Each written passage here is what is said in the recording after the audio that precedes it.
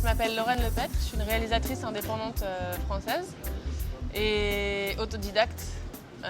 Voilà, je pense que pour moi le documentaire c'est un objet de militance et je m'attache toujours à suivre en fait des personnes qui se battent même si c'est à un petit niveau et d'essayer de montrer une autre facette de la réalité. J'ai fait du journalisme avant et j'ai pas intégré le fait, comment on traite l'information en fait, comment on nous fait travailler sur l'information au quotidien. C'est toujours la même information qui est ressassée, on n'a pas d'esprit critique et c'est toujours des choses très négatives. Je ne nie pas cette réalité, mais à travers le documentaire, je voulais prendre plus le temps de rencontrer des gens qui se battent pour changer les choses parce que le positif existe aussi et la paix, c'est jamais une information, donc on n'en parle pas. Et voilà, c'est ce que j'essaye de faire. Vous avez déjà réalisé beaucoup de documentaires. Parlez-nous un peu de ces réalisations que vous avez réussi à faire. Réussi, c'est le mot parce que c'est pas évident. En fait, c'était plus facile. J'ai commencé à temps plein en 2011. Mais mon premier film, je l'ai tourné en 2007. J'étais encore étudiante en Swahili et j'ai tourné un documentaire en Tanzanie sur les Maasai qui inventent un rituel de passage alternatif pour la jeune fille en évitant le geste de l'excision. Et ce film a été acheté par France O, il a bien tourné en festival, mais je pense que c'est le sujet en fait qui a bien tourné parce que j'avais aucune expérience et on m'a fait confiance. Et puis j'ai fait d'autres films, j'en ai fait un sur le dialogue interreligieux entre jeunes chrétiens et jeunes musulmans en Égypte pendant la Révolution et après la Révolution. Parce que j'avais habité là-bas et pareil dans la presse c'était toujours les attaques d'église, les attentats. Il y en a certes et Sarkozy parlait d'épuration religieuse en Égypte et moi c'est pas ce que j'avais vu pendant un an en vivant là-bas. Donc j'ai voulu faire un film en montrant les jeunes qui créent des groupes, un groupe de musique, de chants soufis, de chants catholiques mêlés, des choses comme ça. Parce que ça existe aussi. J'ai fait un autre film sur des journalistes réfugiés politiques à Paris qui ont eu leur statut de réfugiés depuis 10 ans et à cette occasion je voulais interroger la notion d'identité et parler aussi d'immigration en France, comment la notion d'identité évolue et comment on immigre en France, est-ce qu'on s'intègre ou pas. Donc voilà. Vous venez de réaliser aussi un autre film sur un rappeur camerounais, du piment sur les lèvres. De quoi traite ce documentaire? Et pourquoi ce titre? Il faut voir le film ou le personnage Valsero pour comprendre. En fait, je suis allée au Cameroun pour présenter un film en compétition à un festival il y a 3 ans. Et j'ai commencé à lire la presse et je suis très vite tombée sur un article concernant le rappeur, donc Valsero. Concert interdit, les fans arrêtés, des choses comme ça. Donc forcément, je me suis dit, c'est intéressant. J'ai cherché à le rencontrer et voilà, en fait, tout de suite, quand on voit Valsero, il m'a inspiré un film immédiatement. Sa vie est tournée autour de son combat pour les droits des jeunes, pour l'accès aux jeunes à l'emploi, pour tout ça, pour dénoncer plein de choses. Et donc voilà, le film parle de ça. Il s'appelle Du piment sur les lèvres parce que Valsero est quelqu'un qui ne parle pas avec des mots qui caressent.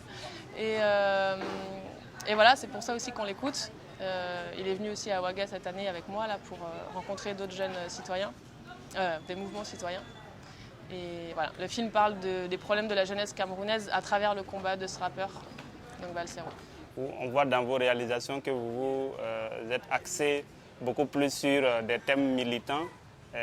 Dans quelles conditions vous arrivez à réaliser ce genre de documentaires? On s'est dit que les financements ne courent pas les rues concernant des thèmes qui sont autres que ce que peut-être les télévisions classiques demandent. Comment vous arrivez à boucler vos budgets et à réaliser donc ces documentaires militants? Bon, je vais casser le mythe. J'ai fait à peu près une dizaine de films depuis que j'ai commencé, de films documentaires. Et au début, ça marchait mieux en fait que maintenant, en 2011. France O m'a acheté un film en 24 heures, m'a coproduit le deuxième en 48 heures. Et j'ai l'impression que c'était plus simple, il y avait plus de place pour le documentaire d'auteur à la télévision française que maintenant. L'économie est très difficile. Alors je ne sais pas si c'est le thème de militance qui gêne, j'ai l'impression que c'est pas forcément ça, mais c'est comment les cases télévisuelles sont dessinées. Elles sont très étroites et par exemple pour ce film, Du piment sur les lèvres, j'ai rencontré le responsable à France O, France Télévisions, qui m'a dit que le sujet était intéressant, mais que le personnage principal n'était pas connu en France. Et d'entendre ça, ça vient pas de lui, ça vient de dessus, ça vient de toute la grille qui est dessinée comme ça, mais d'entendre ça, ça fait mal parce qu'on se dit mince, le sujet est intéressant quand même, mais le personnage n'est pas connu. Alors c'est vraiment des détails comme on prend les Français pour des gens qui ne pourraient pas s'intéresser à autre chose que des choses qu'ils connaissent déjà, et je trouve ça dommage. Bon, ça reste mon point de vue, du coup c'est très difficile de faire les films. Les 3 derniers, ça a été des financements vraiment dérisoires. Et alors le dernier, là, du piment sur les lèvres, c'était vraiment... j'ai pas eu de chaîne de télé, donc j'ai pas eu de CNC. Et on m'a envoyé au Cameroun pour dispenser un module en réalisation. Donc vu que j'étais sur place, j'ai prolongé mon séjour de 3 semaines pour commencer à tourner. Et j'ai fait un financement participatif en ligne.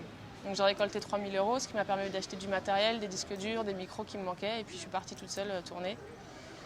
Et je suis retournée en février parce qu'il y a un événement qui m'intéressait dans le film pour terminer. Donc voilà, je suis là aujourd'hui. C'est la première fois que je le présente au public. Donc je suis un peu dans mes petits souliers.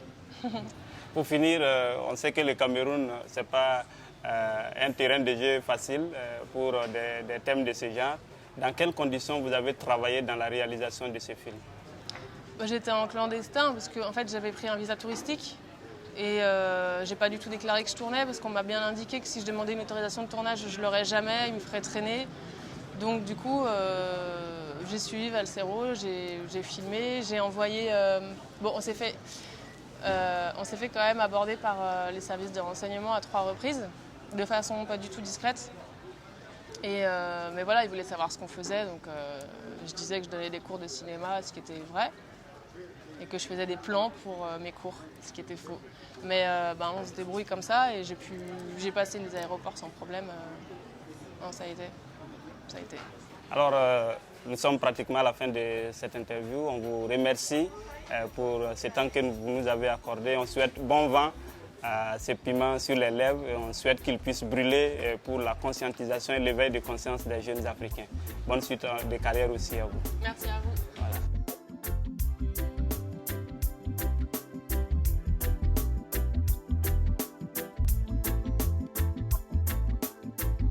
3 Livres TV, la web télé 100% droits humains, 100% liberté d'expression.